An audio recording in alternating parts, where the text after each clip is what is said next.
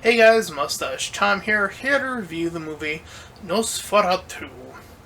So obviously, I've seen the trailer for this, I think, only once before going out to see this movie. I still knew very little about it. I don't remember if I've seen their trailer. I think it was more so I saw certain reviews of it popping up. I think that's how I figured out this movie was a thing that was happening. So, yeah. Nosferatu. I'm here to review it as objectively as possible, blah blah blah. Let's dive right in. So we're following this couple, this young man and woman, and the guy's name is Thomas. I don't remember the wife's name, so I'll just call her the lady. Or, Miss, or whatever, but I digress. Anyway, so eventually we see that as a part of Thomas's job, that he is to house a count, aka, as we will learn later in the movie, Nosferatu. Now, obviously, I don't know as much about Nosferatu as, like, say, Dracula, two very vampiric sources. But from what I'm gauging from this movie, I'm gonna go out on a limb here. I could be wrong, but based on what's demonstrated here, I would probably say that Nosferatu is probably a little bit more powerful than Dracula. Probably would make for an interesting battle, though, nonetheless. Just gotta throw that one out there for anyone who's interested in legendary characters. But I digress. So, again, I'm not as familiar with Nosferatu lore. Hell, the only reason I think I even know of that name is bizarrely SpongeBob SquarePants of all things. Like, I remember watching that as a kid and then having that joke about Nosferatu in the lights, which is like the second time SpongeBob taught me a thing that I didn't know before. Which is kind of cool that a show like that would do that, go out of its way to, like, teach something pretty cool. The other being, by the way, just as a fun fact for any historian out there, Christopher Columbus, it turns out, not even the first person to come to America. Whoops. Eric Leif Erikson, as SpongeBob says, Happy Leif Erikson Day, is actually the first person to come to America 100 years prior to Christopher Columbus. I actually did a research paper in college about Eric Leif Erikson coming as a Viking to America, and about the distinctions between trying to find Greenland and Iceland, and that whole, why that mix-up even occurred.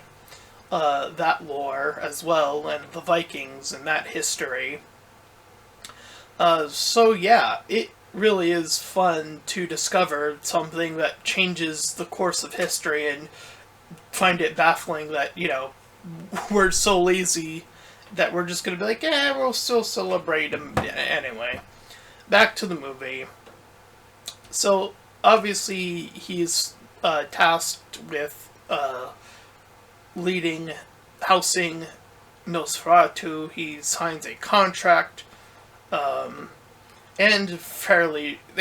within that instance, he realizes just how bad of a situation he's already in, having these, like, put under control circumstance of, like, their body is just his now for all intents and purposes. You're unable to move.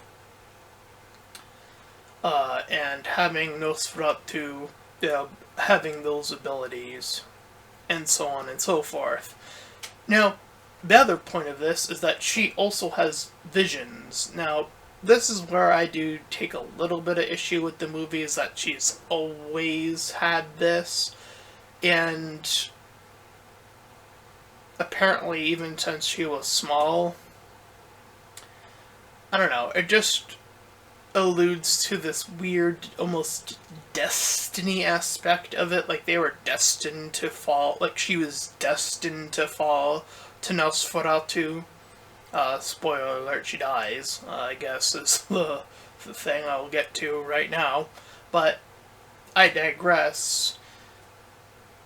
Uh, you know, I've talked about this before, about, various points in my YouTube channel about destiny and how that word uh, demonstrates a particular type of story. This almost, again, mandate that these expectations are met almost to a degree, or that things are supposed to play out in a certain way. And they do, in fact, do. For better and, well, in this instance, for way worse. And maybe slightly better, I guess? I don't know, but... So, outside of that one issue, we see that his powers are now looming over the entire city, and you see these pretty cool shots of his arm, or the shadow of his arm starting to loom over the entire city. We begin to see this pestilence of rats begin to infest people. People are getting sick. There was the initial guy that he had awoken, took control over to awaken him in the first place. So these are really, help building up his story, as it were. And again, more so his power to absolutely control in this way. Even as much so when, the people that are left, which are still plenty, that pestilence is slowly spreading, as it obviously would be. But as, they begin to put it together and Thomas is able to relay this information without, even with that fear, it is interesting to see Nosferatu is so confident in his ability to do things, is that he let them to his place because he had other intentions in mind, which was getting to her. And now, the group is squabbling about what to do, because he figures out, Thomas does, that Nosferatu is going after her, while they have this opportunity here in his, base of operations, to burn it all to the ground, which one of the characters does stick around, stay behind, and do just that. But Thomas is obviously much more, in line with making sure that his wife is okay. So he rushes back, but to no avail. He had already made his way, and had his way with her. In a literal sense. I allude to sexuality, kind of? I mean, she does die simultaneously here as well, but, there is this very suggestive nature, which does also line up with Dracula. That is something I suppose these two do share in common, is that they have this sort of this lust that is almost undeniable, as it were.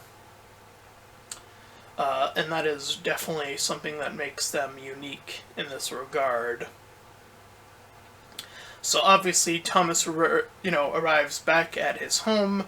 It's already too late, but apparently the ending is a little bit weird in that, him Nosferatu biting her and then betting her at the simultaneously and killing her and doing all that, I guess simultaneously just kills him.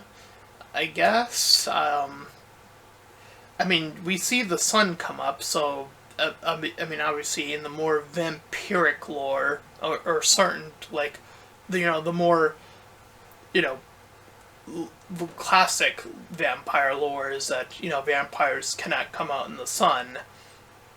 And the whole being invited thing, as well as present in this movie, she invites him in, as it were.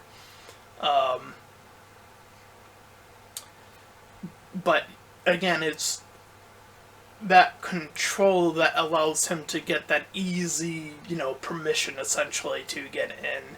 Um, but here it is a little bit more confusing. Was it the sunlight? Because he doesn't seem to burn. His body seems to persist, but just die. So I'm not really sure what the final moments are meant to be, like what actually killed Nosferatu. If it was the light, or if it was something else, I don't know. Um, but if I had to guess, I'm guessing it was the light, but it doesn't poof him into dust, it just kills him, is my best guess of work I can think of. Um, so yeah. And apparently, we get a little narration telling us that through doing that, the town was cleansed of the pestilence as well. Um, though, the correlation between him and the pestilence is a little bit baffling, but powers, so I'm not sure if that's under his belt or jurisdiction, so I don't know about that one. I'll just shrug and say, I don't know. Again, I don't know enough Nosferatu lore to argue if that's a criticism or not, so I'll just leave it at that, just bringing it up. Uh, at any rate, I find that this movie, uh, it definitely has this presence that is pretty consistent throughout the movie, uh, of this level of control, and what that leads to. The lack of ability to pretty much do anything again. The characters become frozen, and then typically we would cut away from these, but we see these moments where they realize that they are in this moment, I guess, and then they just freak out because there's nothing else to do. It's just almost accepting the outcome, but still being terrified of said outcome, so the outburst is just that. And we very much see, that Nosferatu has, a direct kill count. It's not just the pestilence. And outside of her, for example, there are these two daughters that are, constantly, oh, the boogeyman, or whatever, however they go about saying it.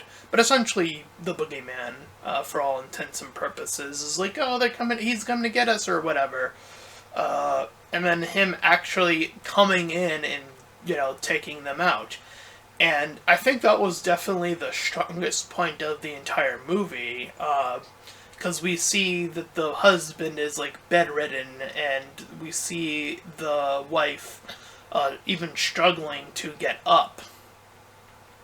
And again, arriving to that scene, to see that scene, and then be unable to do anything else. And the assumption being is that he probably killed her too in that moment when she arrived. But it does cut away when she does arrive, but, it's pretty fairly easy to assume on that one what happens. And that, to me, is good. When you can elicit the idea of what is happening without showing it necessarily. They say show, don't tell, but that always doesn't work. And that this is a perfect example of not showing, but still inferring. Inferring can be really strong in storytelling, and strong inferring is really strong storytelling, so I do appreciate this movie's attempt at an execution to do just that. So let that be a lesson to writers. Inference is strong and is an excellent tool, but you have to know how to set up an inference. Like, you have to be able to, there's a bit of a psychological understanding you have to have as a writer to fit every puzzle, to get people to get their minds to look a certain way and go, oh, that is what is going to happen. That is inference, and strong inference at that. So, excellent scene, excellently performed, and excellently executed. So outside of that, I like the old school vibe. Nosferatu is a very, again, the lore, iconic thing. So to see such a modern, movie take such a, old concept and really, build up this town of these old school people, and, these takes about, like, despite her destiny bit, the doctor who says, that she's been stricken by a demon, instead of, like, understanding, sciences and, other potential, things that we would conclude now, like, with, if she'd said the exact same things that she was saying now, the outcome would be completely different of, like, what she would be, prescribed with, as it were. So I find that fascinating, that they really kept it as a period piece, as it were. And I do think that makes the movie have its atmosphere, and it makes the story significantly stronger in several ways, with technology out of the picture. There's a lot less to, like, oh, the cell phone bit, right? In typical horror movies, that is something that definitely can plague a more modern movie. But now with that, since this is more of, again, of a period piece, in terms of, like, when this is taking place, we don't have to worry about that. It's actually, you would have, again, like, Thomas, for example, he was unable to, like, call her and warn her, that he was going to her, for example. He had to actually get there, which he couldn't even do that, obviously, even that. So that just shows you that, and that creates this level of distance, which is interesting. I mean, we see him traveling at the beginning of the movie to this town, and it's several ways away from where we start the movie. Again, like, at the very, very beginning, we see him doing all this traveling at the beginning to house this count, as it were. And it all leads to this, these moments. Now, there are these two dogs, I think, that Nosferatu apparently has. I don't know enough about that, so I'm not going to comment on that. Just that they chase him, and they sometimes seem present, but other times aren't. I don't know what that whole bit is about, but okay. Other than that, I do think this is still a really strong movie. I would arguably say a solid 7 out of 10, but that is my review for Nosferatu. And if you ended up enjoying it, then please feel free to like, comment, and subscribe. Also, make sure to check out those links in the description. And when I head over to my petition to help out smaller YouTubers, send it to my PayPal. We can help support me and my channel directly, and there to my Discord server. You can join, collab, shield, all that cool stuff for free. And until next time, everyone, bye-bye.